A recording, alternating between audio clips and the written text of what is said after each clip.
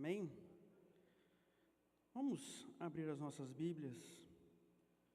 Evangelho, João, capítulo 17. Vamos meditar aqui na palavra do Senhor, continuar ouvindo a voz do Senhor que Ele já tem falado conosco.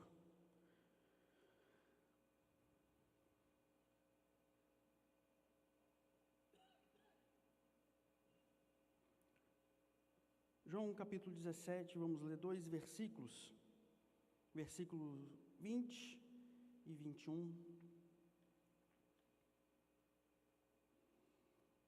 Como já foi falado, nós vamos meditar um tema vivendo em unidade, e já oramos por nossas famílias, nossas células, nossa igreja, para que esta unidade seja uma realidade. E vamos meditar um pouquinho. Para falar sobre esse tema, eu quero usar este texto, que diz assim: E não rogo somente por estes, mas também por aqueles que pela Tua palavra hão de crer em mim, para que todos sejam um, como Tu, ó Pai, o és em mim e eu em Ti, que também eles sejam um em nós, para que o mundo creia que Tu me enviaste. Amém? Irmãos, apesar do tema ser vivendo em unidade, eu queria fazer uma pergunta para a gente começar a meditar, que aparentemente não tem correlação com isso, que é o seguinte: quem quer morrer? Está tão difícil, as coisas estão tão complicadas, né? As lutas são tão grandes. A gente ouve isso de várias pessoas, até nós às vezes murmuramos, mas quando faço essa pergunta, quem quer morrer? Os problemas somem na hora, porque a gente no fundo, não é isso que nós queremos. Por mais que sejam difíceis, por mais que tenhamos problemas, desafios, o que nós queremos na verdade é vencer, é ter força para superar tudo isso, é passar por cima dessas situações adversas. Nós queremos viver. Morrer não passa pela nossa cabeça. E por que eu falei sobre isso? Já que o tema é vivendo em unidade. Vocês vão ver. Vamos falar um pouquinho do tema vivendo em unidade. E depois eu vou voltar nessa pergunta. Vivendo é a flexão de um verbo. Qual verbo? O verbo viver. Viver significa ter vida, existir. E vivendo, ele está num modo intransitivo. O que isso significa? Significa que ele não precisa de nenhum complemento para ser entendido. Quando eu falo vivendo, todos sabem o que significa essa palavra. É um verbo que está conjugado em um modo que não precisa de mais nenhum complemento para ser compreendido. E vivendo, já que viver significa ter vida e existir, vivendo significa que eu vivo ou eu existo em função de alguma coisa, ou fora de alguma coisa eu não existo. Então, vivendo, ele significa essa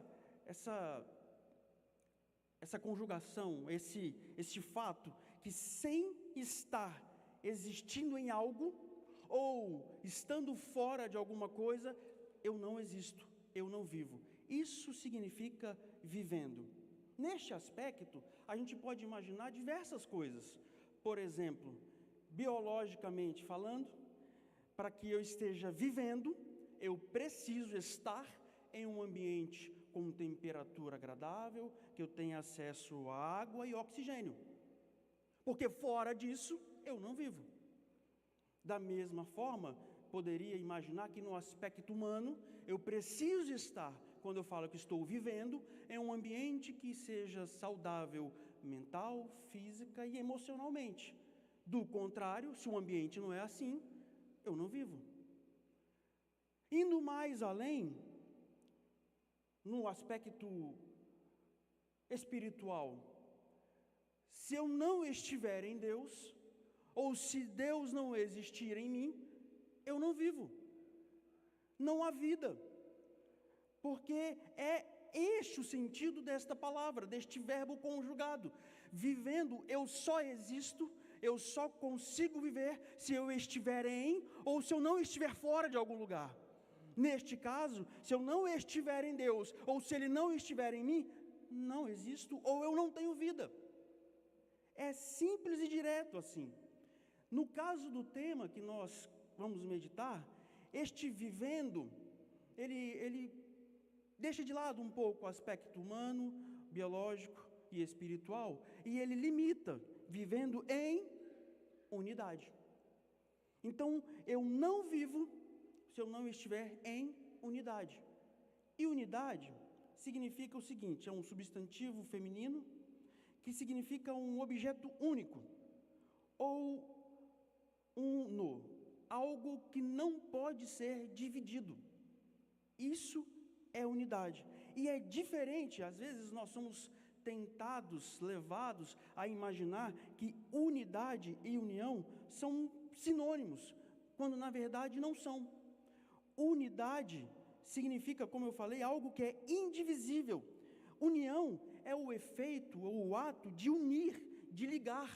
Então, união significa várias unidades juntas, enquanto unidade é algo indivisível, inseparável. E aí eu volto ao tema, quando fala que nós só vivemos quando estamos em unidade. E aí fica fácil de entender, até pela nossa vida. Porque se eu me parto ao meio, eu deixo de viver. Porque eu sou unidade, então eu não consigo viver separado, dividido, partido, vivendo em unidade. Aí a gente começa a compreender com mais profundidade o que o salmista quer dizer lá no Salmo 133, versículo 1. Ó, quão bom e quão suave é que os irmãos vivam em união. Só que essa união aqui, na verdade, não é a junção ou a ligação de várias coisas. O que o salmista está querendo nos dizer é algo mais voltado para a unidade.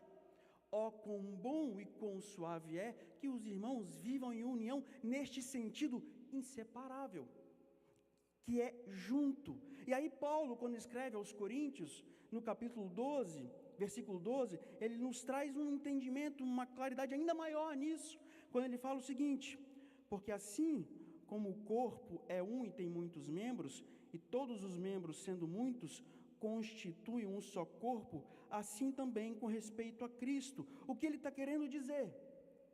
Que nós, como igreja, como membros, quando estamos em Cristo, nós estamos em unidade, formando um só corpo. E aí eu volto à pergunta: quem quer morrer? Ninguém. Mas por que a gente às vezes assume alguns riscos? Por exemplo, se me dissessem que a caixa de som tem uma probabilidade de se soltar, mesmo estando presa por um suporte metálico, os fios elétricos e alguns cabos de aço bem fininhos, e que ela suportaria de 30 a 40 minutos, será que eu teria coragem de me expor a este risco?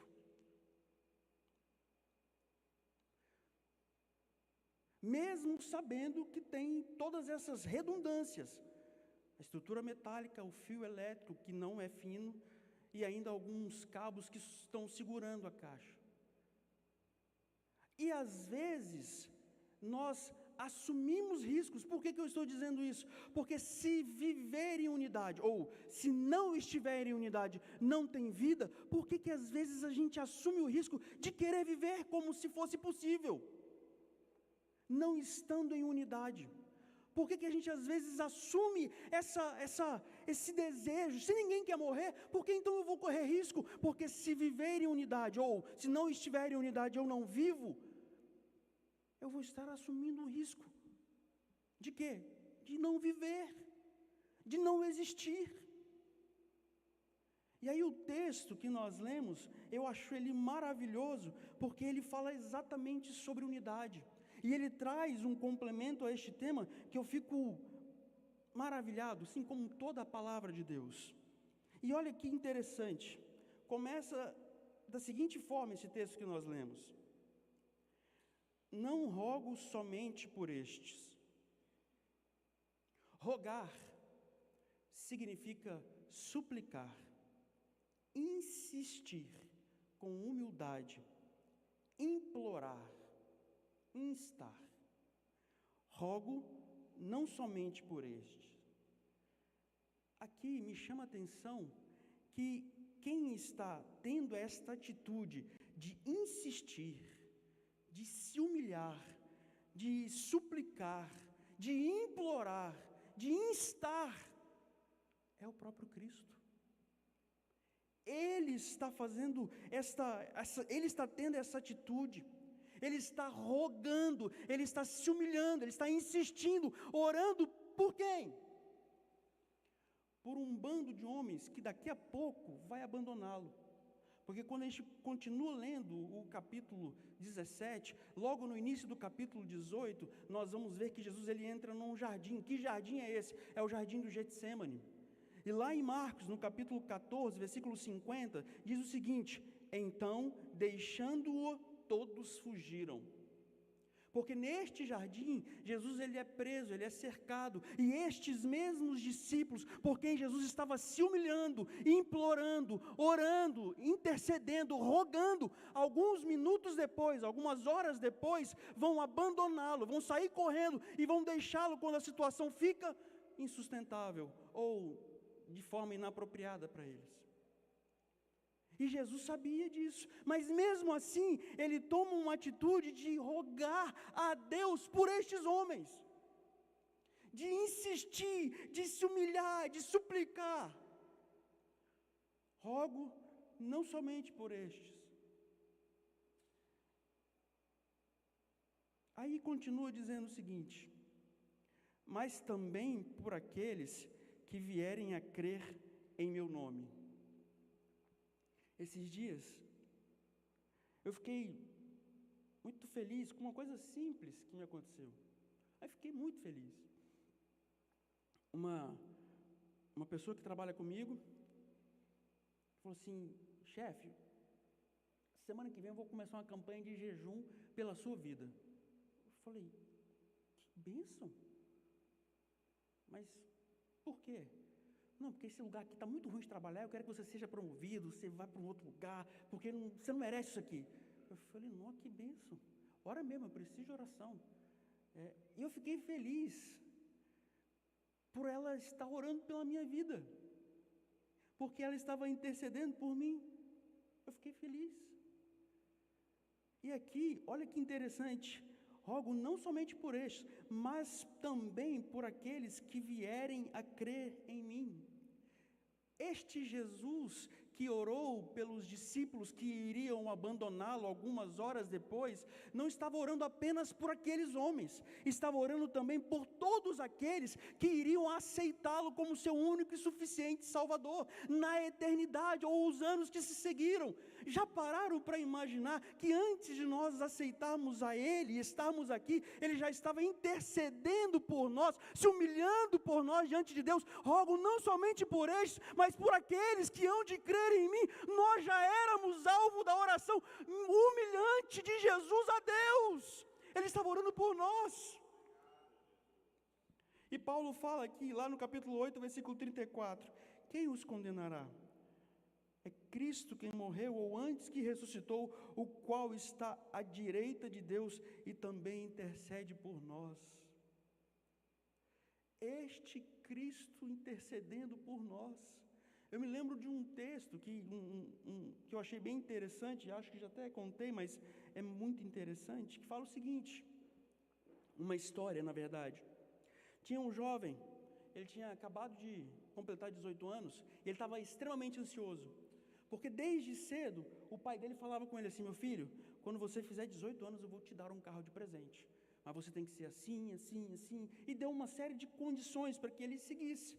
E ele passou aqueles últimos meses sendo obediente em tudo, fazendo tudo aquilo que o pai tinha dito, para que quando ele completasse 18 anos, ele pudesse ter direito de ganhar o carro. E quando ele completou os 18 anos, o pai cumpriu com a promessa, porque ele fez tudo certinho, e deu um carro para ele de presente.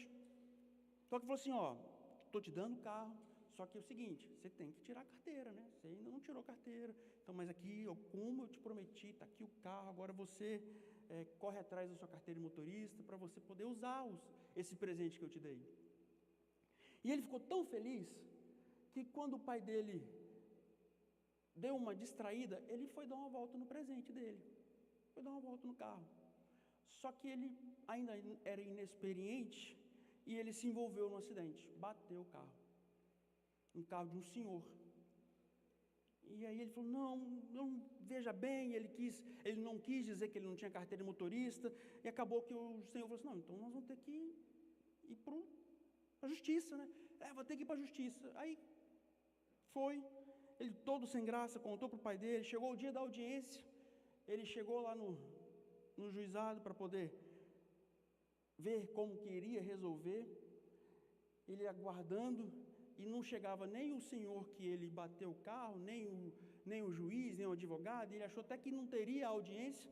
Aí quando de repente entra o juiz, ele começa a chorar desesperadamente, porque o juiz daquela causa era o dono do carro. Aí ele ficou desesperado, ele tinha ido sem advogado, que ele estava todo errado, ele sabia que ele não ia ter como fugir das consequências, e ele falou, agora além de eu ficar sem carro, pagar o prejuízo, é capaz de eles me prenderem ainda. E aí o juiz cumprimentou ele, e ele ficou mexendo nos processos, e ele, sem saber o que fazer, falou, ô juiz, assim, eu não tenho advogado, o senhor é a pessoa com quem eu bati o carro, e aí, o que vai acontecer? Estou esperando chegar o advogado. Advogado? Pronto. Aí entra o advogado, todo bem vestido, e ele já desesperado, de repente o advogado passa por ele, vai até o juiz se levanta, ele abraça, dá um beijo no rosto e fala, bênção, pai. Aí ele, pronto. Estou enrolado. O juiz falou assim, aqui meu filho, esse aqui é o processo.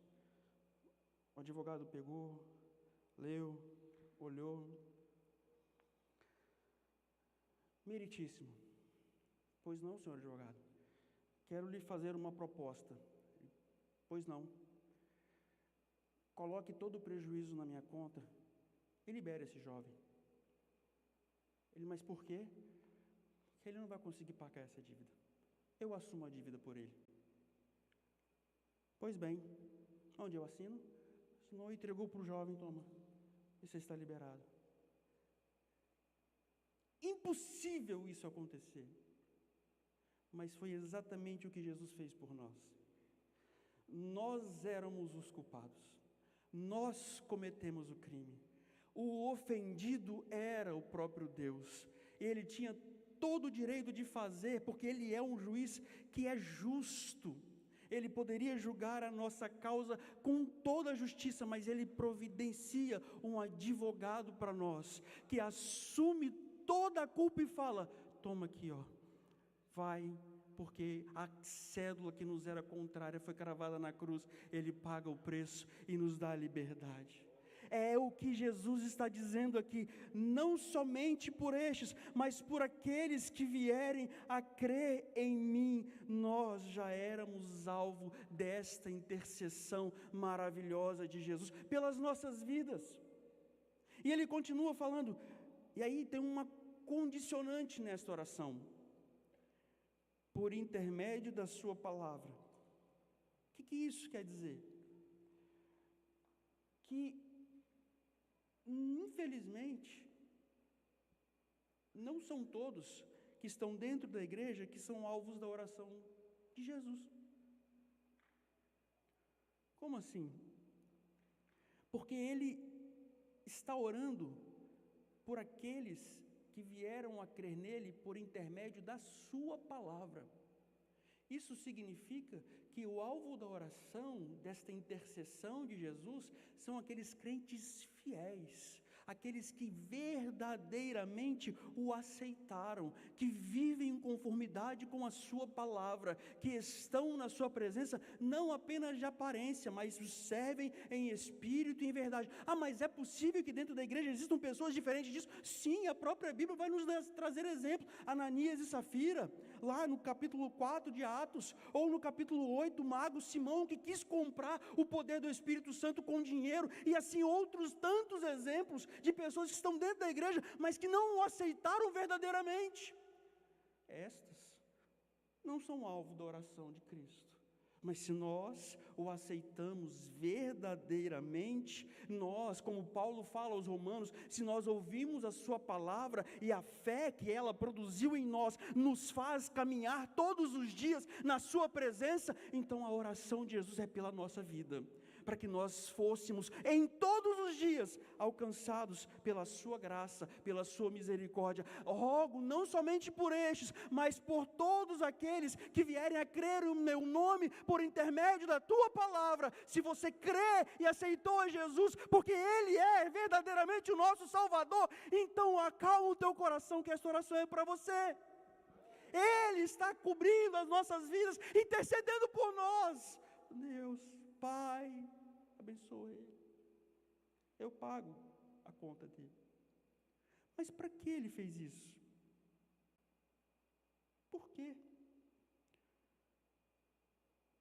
A fim de que todos sejam um.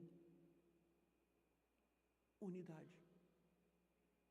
Ele intercede por nós a Deus para que nós vivamos como um só corpo, como uma unidade.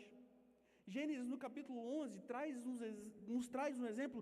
É claro que a motivação era errada, o objetivo era errado, mas o propósito, o exemplo, ele é verdadeiro, ele é genuíno, de unidade. A Torre de Babel, as pessoas tinham um só pensamento, um só objetivo, e eles não seriam parados se não fosse o próprio Deus. Eles iriam alcançar o objetivo deles. Qual era o único pensamento que eles tinham?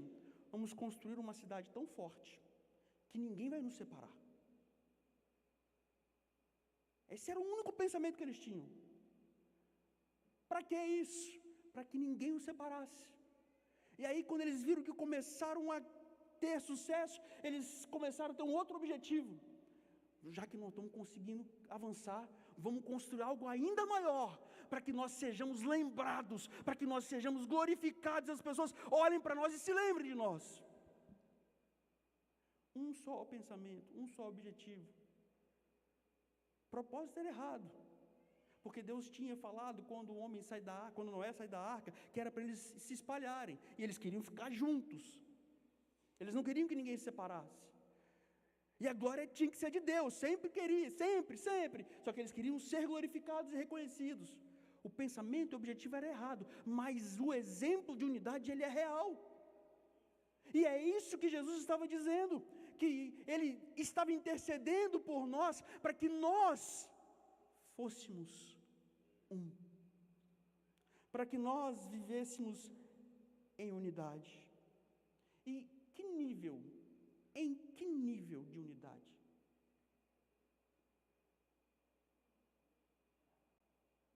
Como és tu, ó Pai, em mim e eu em ti. Olha o nível de unidade que Ele está nos propondo. Irmãos, Ele compara essa unidade à unidade existente na Trindade, que são 3 pessoas, mas com caráter e com papéis separados, diferentes, mas são um. E é um nível de profundidade tão grande, que é o que Ele quer, está orando para que nós tenhamos este mesmo nível de profundidade, uma unidade que Ele compara à Trindade, ao relacionamento dEle com o próprio Pai. É isso que Ele quer que nós sejamos. O mais próximo que eu consigo imaginar, pela minha limitação de pensamento, eu me remeto quando eu era criança. Que eu chegava perto do meu pai e sabia que ele estava bravo, só dele olhar para mim. Não precisava nem falar. Eu já sabia que eu estaria enrolado, só do olhar dele. A mesma coisa a minha mãe. É nesse nível de profundidade, de unidade, que Jesus está intercedendo por nós, para que nós tenhamos.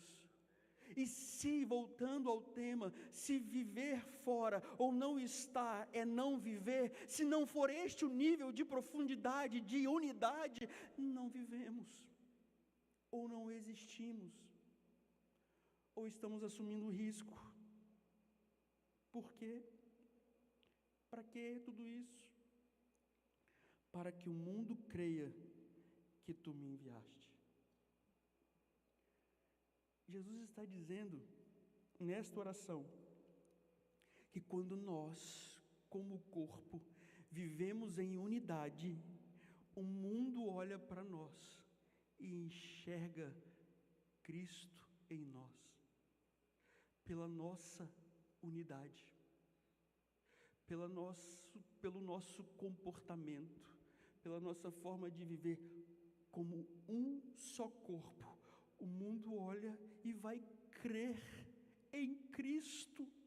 A palavra se torna real quando o mundo enxerga em nós praticando isso, vivendo em unidade, para que o mundo creia que tu me enviaste. Eu falo de Jesus, mas não estou com meu irmão, o mundo não vai crer. Para minha vergonha, eu entendi isso na prática essa semana. Para mim é vergonha. Estava numa reunião gerencial, eu e toda a minha equipe, e eu estava do lado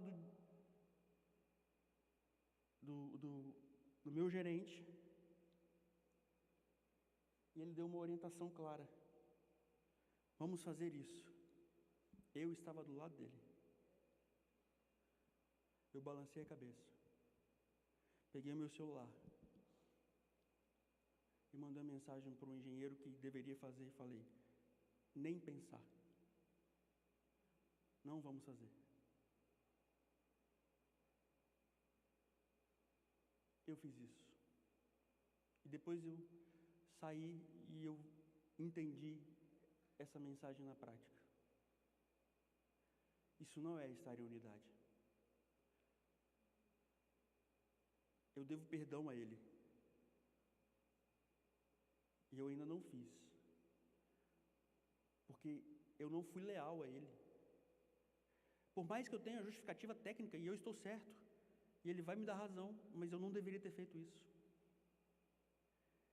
Eu não estou em unidade. Estava do lado dele, ele deu uma direção, e eu concordei com a cabeça, sem falar nada, e no telefone eu dei outra. Quantas vezes a gente faz isso? Eu cometi este pecado, e eu entendi a duras custas, para minha vergonha, que não é essa a unidade. Isso não é unidade. Estar ao lado não significa unidade. Estar perto, balançando a cabeça, abraçando, não significa unidade. E eu sou prova, para minha vergonha, disso. E é exatamente o contrário que Jesus está dizendo aqui. Ele quer que nós vivamos em unidade, para que o mundo olhe para nós e veja Cristo em nós pela nossa unidade, pelo nosso comportamento, pela nossa vida como um só corpo. O que eu deveria ter feito nessa situação era ter seguido a orientação, mesmo não concordando, mesmo estando certo, era ter seguido a orientação que foi dada, porque isso é unidade. Isso é unidade. É um só pensamento, um só propósito, um só objetivo, um só caminho a seguir, um só coração e um só pensamento. É isso. Eu pequei, e aprendi a duras custas o que é unidade. Nós estamos tendo a oportunidade agora de entender que viver em unidade não é seguir o meu exemplo, é seguir o que Jesus está nos dizendo aqui. É viver em unidade. Foi por isso que ele se humilhou, estava orando, intercedendo por nós, para que nós reconhecêssemos e entendêssemos que é em unidade que ele quer que nós vivamos. Quando isso acontece, irmãos, o ambiente em que se está melhora. Eu já corrigi o engenheiro para quem eu dei a orientação errada. Eu já ajustei a rota dele para que ele volte a seguir o que o gerente tinha. Ainda não pedi perdão para ele, até porque ele nem sabe que eu fiz isso, mas eu vou pedir. Mas eu já ajustei rota. Por quê? Porque senão isso aqui ia virar uma loucura, uma anarquia. Cada um faz o que quer. Quando há unidade, o ambiente ao nosso redor, ele naturalmente, ele é agradável, ele é leve, ele é suave. Por quê? Porque só tem um pensamento, um só propósito, um só coração. Está todo mundo indo para a mesma direção, está todo mundo indo com o mesmo pensamento, com o mesmo propósito. Quando há unidade, o culto, ele é legitimado. Deus se faz presente, está todo mundo adorando a Ele, independente de tudo que está acontecendo. Nós abrimos o nosso coração e celebramos Ele em espírito, em verdade. Quando nós estamos em unidade, sabe o que acontece? Naturalmente há crescimento, o corpo cresce. Um corpo crescer só acontece quando há saúde. Não crescer que é errado, crescer é consequência natural. Então, quando está saudável, crescer vai acontecer, mesmo que eu não queira. E por fim, como um corpo, quando estamos em unidade, nós criamos uma espécie de anticorpos. No nosso organismo não é assim? Quando nós estamos saudáveis? Quantas bactérias, quantas coisas que nós temos contato e que a gente às vezes nem é afetado, porque o nosso corpo já está tão preparado que a gente nem sabe.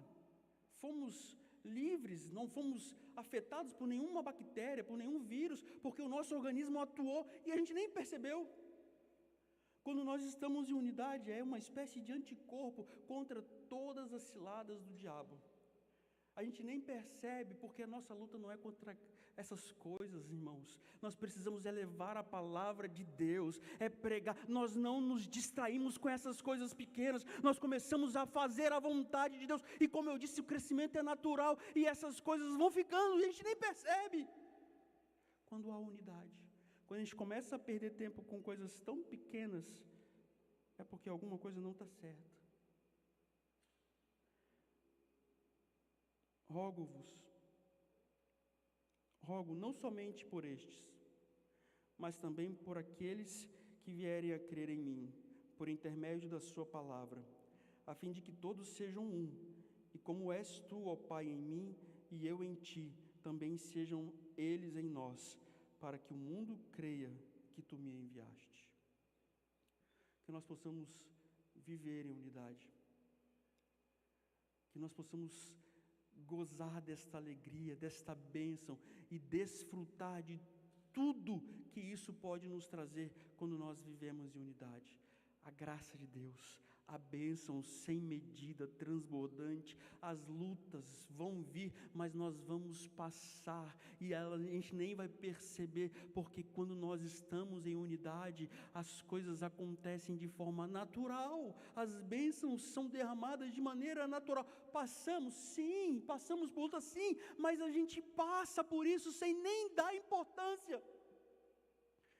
E o nome do Senhor é glorificado. Amém?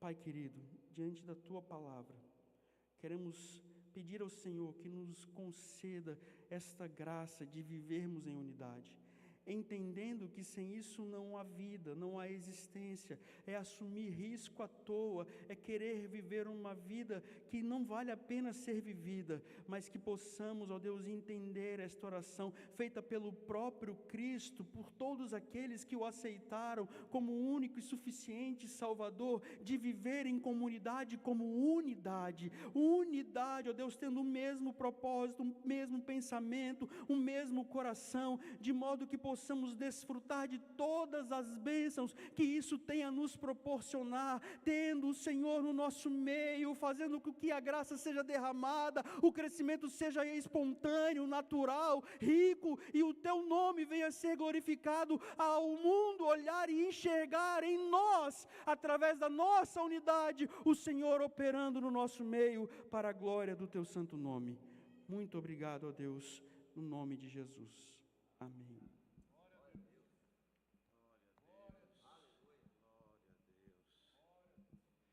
Glória a Deus. Amém. Palavra maravilhosa para você nessa noite, para mim. Amém. Chamou muito a atenção como que esse texto é cheio de verdades e descobertas. Fiquei pensando como que começa com Jesus orando por nós. E Ele continua sendo intercessor diante do Pai. Quando você lê Romanos 8, verso 34, diz assim: quem os condenará? Foi Cristo Jesus que morreu, e mais, tem mais coisa, que ressuscitou e está à direita de Deus e também intercede por nós. Aquele homem que orou não só pelos discípulos, aquele homem que orou não só pela igreja futura, os gentios que seriam alcançados, cada um de nós, aquele homem continua ressurreto, cheio de glória, com a coroa divina eterna, continua intercedendo por mim e por você, para que essa unidade seja real entre nós. É muito desafiador, porque o exemplo de unidade de Jesus é a unidade dele com o Pai. E aí nos assusta. Mas com a presença do Espírito Santo em nós, por causa da pessoa do Espírito Santo em nós, nós podemos receber essas coisas e vivenciar essas coisas no poder do nome de Jesus. Você crê nisso? Você toma posse dessa palavra sobre sua vida nessa noite?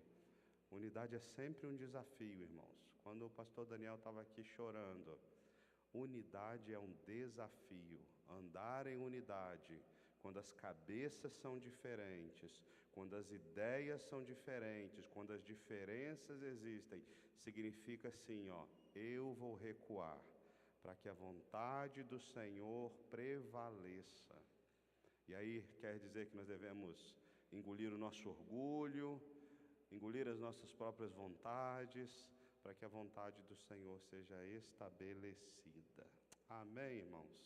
Vamos ficar em pé para a gente orar. Não apenas por eles, mas também por aqueles, eu e você, para que a mensagem, através da mensagem, o mundo saiba quem eu sou e creia em mim. Senhor, obrigado por essa palavra e porque no decorrer, meu Deus, da história, homens e mulheres fiéis ao Senhor, são esses proclamadores da mensagem, Senhor. E nunca desistiram de proclamar, sempre foram impactados, meu Deus, através da ação do Teu Espírito Santo, Senhor, pela necessidade de andarmos em unidade, que está muito acima da união, Senhor. Então, Jesus, nós queremos Te pedir, derrama essa graça sobre nós, Senhor. Derrama essa graça da unidade sobre esta igreja, Senhor. Senhor, derrama esta graça da unidade sobre os ministérios, essa graça da unidade sobre nós pastores, essa graça da unidade no presbitério, essa graça da unidade nos diáconos, multimídia, todos os ministérios que estão aqui trabalhando. Senhor, é graça divina dos céus. Então derrama sobre nós, derrama sobre os membros dessa igreja, os visitantes desta igreja, Senhor, para desfrutarmos, Senhor, e sermos proclamadores, Senhor, cumprir essa grande missão, essa grande comissão, esse ide do Senhor, meu Deus, através do Senhor habitando em nós. Jesus, ajuda-nos a ser fiéis à Tua mensagem, ajuda-nos a ser fiéis à Tua palavra, para a honra e glória do Teu nome. Despede-nos em paz, em nome de Jesus. Amém e amém. Dá um abraço quem está perto de você, fala que foi bom cultuar junto, foi bom estar junto, e vamos em paz, em nome de Jesus. Preste atenção